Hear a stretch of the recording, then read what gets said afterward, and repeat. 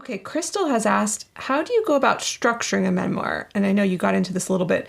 Many times I read one, it appears as if it's almost an eclectic hodgepodge that goes in no particular order, although that's definitely not always the case. Yeah, I mean, I think that probably speaks to that earlier slide about the different ways that a memoir is structured.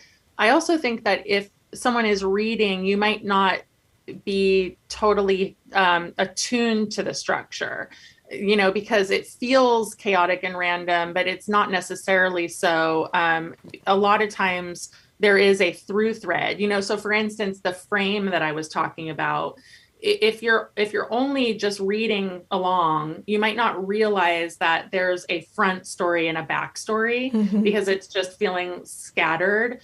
Which is why, for people who are really interested in structure, and if you love a book, you could map the structure of other books.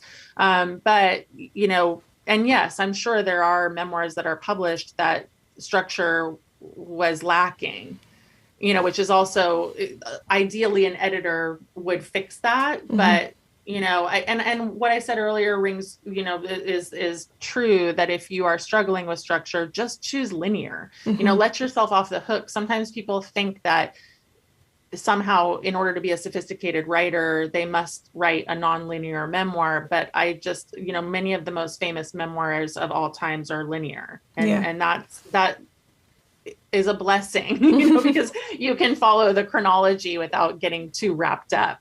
Yes, absolutely. If you enjoyed this video, we've got a lot more on writingmastery.com. Check the description for links to our blog, free writing tools, and more. Happy writing.